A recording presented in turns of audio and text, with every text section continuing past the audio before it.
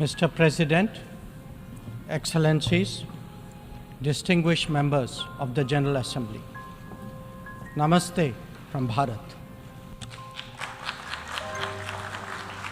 Let me begin by expressing our felicitations to the President of the General Assembly, His Excellency Denis Francis, and our fullest support to the 78th UNGA's theme of rebuilding trust and reigniting global solidarity. This is an occasion to take stock of our achievements and challenges, even while sharing our aspirations and goals. And indeed, in regard to both, there is much that India has to share. Mr. President, the world is witnessing an exceptional period of turmoil. As it is, structural inequities and uneven development have imposed burdens on the global South. But stresses have been aggravated by the impact of the COVID-19 pandemic and the repercussions of ongoing conflicts, tensions, and disputes.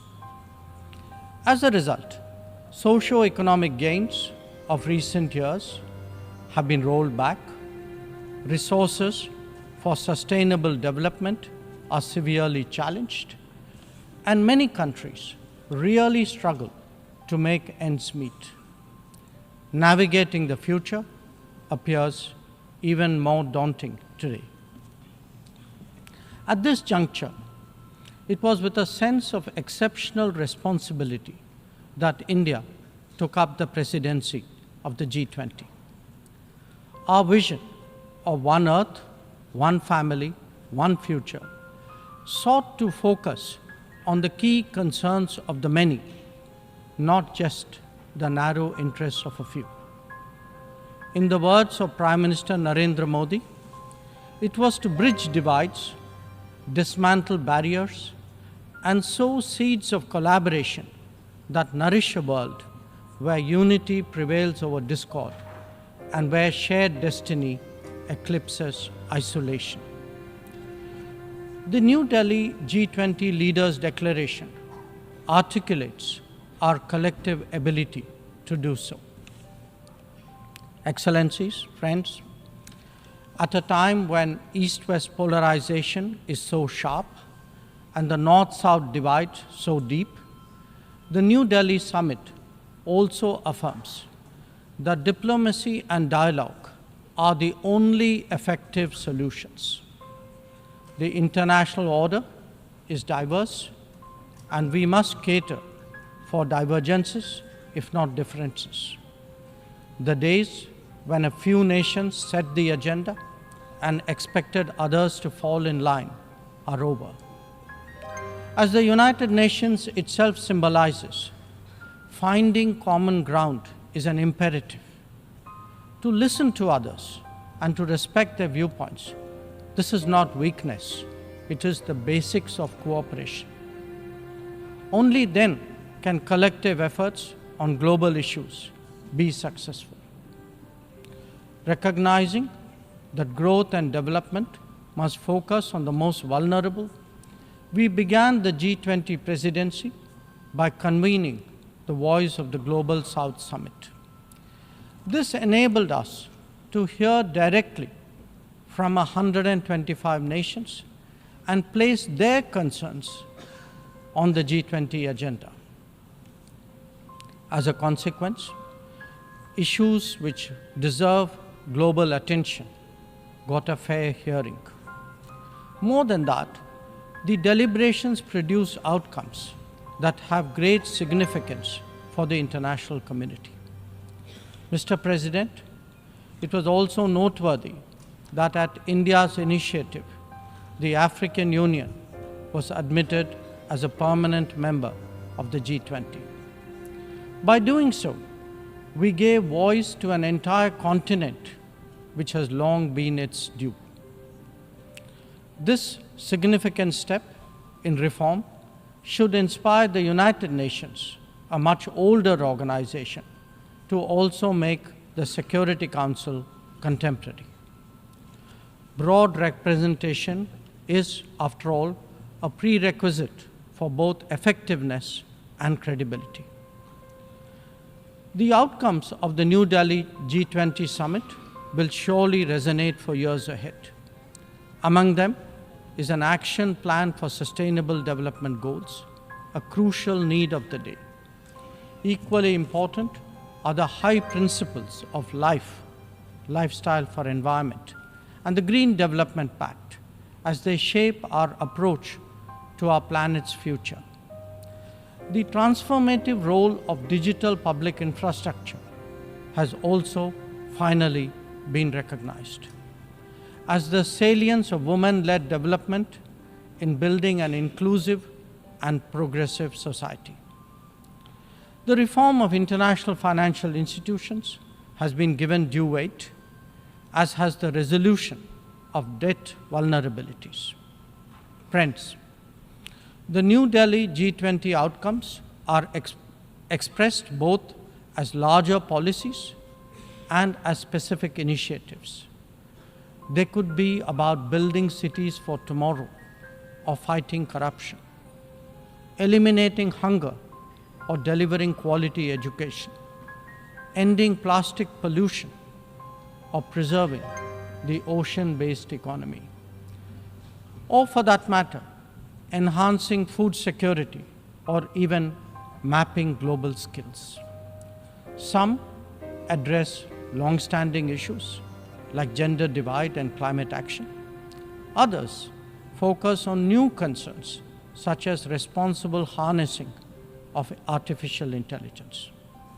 All in all, we have placed for the world's consideration a set of actionable propositions, constructive solutions, and new directions. Even as we encourage collective endeavors, India also seeks to promote cooperation with diverse partners. From the era of non-alignment, we have now evolved to that of Vishwa Mitra, a friend to the world. This is reflected in our ability and willingness to engage with a broad range of nations, and where necessary, harmonize interests. It is visible in the rapid growth of the Quad, a mechanism today so relevant to the Indo-Pacific. It is equally apparent in the expansion of the BRICS grouping of independent-minded nations, or in fact, the emergence of the I2U2 combination. Recently, we hosted the creation of the India-Middle East-Europe Economic Corridor, IMEC. The forging of the Global Biofuels Alliance was another notable development. This willingness to work in an open-minded manner on specific domains is now a defining characteristic of the emerging multipolar order. Mr. President, all nations pursue their national interests. We, in India, have never seen that as being in contradiction with global good. When we aspire to be a leading power, this is not for self-aggrandizement, but to take on greater responsibility and make more contributions. The goals we have set for ourselves will make us different from all those whose rise preceded ours. India demonstrated this during the COVID through the Vaccine Maitri initiative. Our endeavors, like the International Solar Alliance and the Coalition for Disaster Resilient Infrastructure, have gathered wide support. Our espousing of the International Year of Millets is enhancing global food security today. We have built development partnerships with 78 nations across geographies. And we have also been first responder in disaster emergency situations. The people of Turkey saw that in February, as did those in Syria. Our commitment is understandably even greater, closer home. When Sri Lanka experienced a severe economic crisis, it was India that first stepped forward.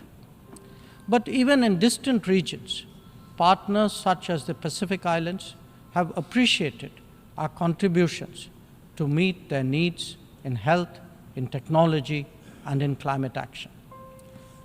Mr. President, the most populous nation and the fifth largest economy in the world knows that its progress makes a real difference to the world. Especially so when so many nations identify with us for reasons of history, of geography, and of culture. They follow our experiences closely and evaluate our solutions for their larger relevance.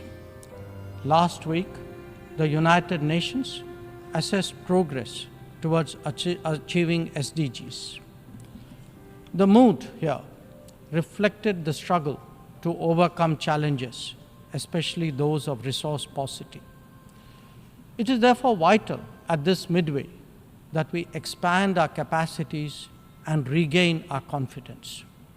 As the largest contributor to meeting SDG targets, India's achievements should give heart to others on this journey. After all, the Global Multidimensional Poverty Index records that we have halved the global MPI value in the last 15 years, lifting 415 million people out of poverty. That progress has now moved on to a higher level with ambitious socio-economic initiatives covering financial inclusion, food and nutrition, health and water supply, as well as energy and housing. We are seeking to demonstrate that social welfare need not be the sole prerogative of the developed world. Excellencies, programs underway in India highlight the transformational role of digital delivery of public goods. It has facilitated scaling up, it has enhanced efficiency, and it has combated corruption. The national objective of leaving no one behind is forging ahead in so many dimensions. Moreover, the democratization of technology has opened mindsets, instilled confidence, and inspired innovations. Excellencies, in our deliberations, we often advocate the promotion of a rules-based order. From time to time, respect for the UN Charter is also invoked. But for all the talk, it is still a few nations who shape the agenda and seek to define the norms. This cannot go on indefinitely, nor will it go unchallenged. A fair, equitable, and democratic order will surely emerge once we all put our minds to it. And for a start, that means ensuring that rule makers do not subjugate rule takers. After all, rules will work only when they apply equally to all. Mr. President, we must never again allow an injustice like vaccine apartheid to recur. Climate action, too, cannot continue to witness an evasion of historical responsibilities. The power of markets should not be utilized to steer food and energy from the needy to the wealthy. Nor must we countenance that political convenience determines responses to terrorism, extremism, and violence. Similarly, respect for territorial integrity and non-interference in internal affairs cannot be exercises in cherry-picking. When reality departs from the rhetoric, we must have the courage to call it out.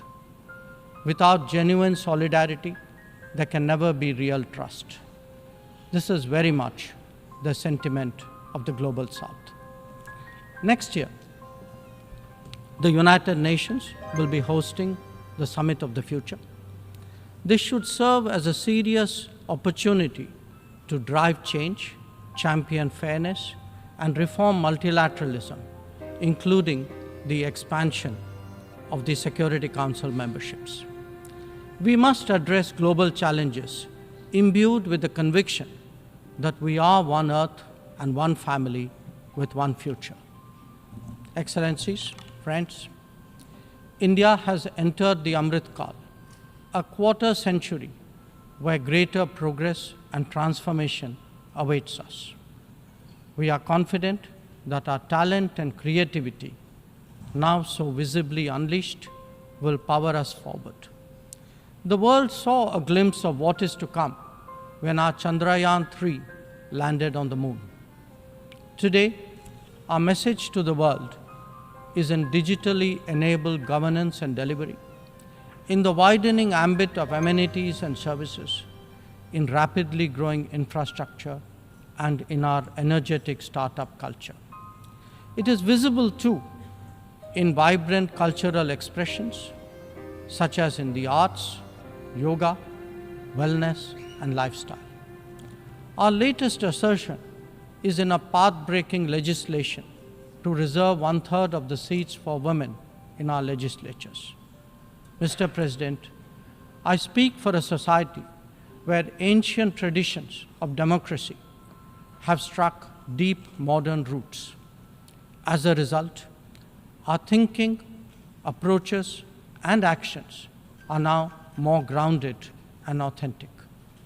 As a civilizational polity that embraces modernity, we bring both tradition and technology equally confidently to the table. It is this fusion that today defines India, that is Bharat.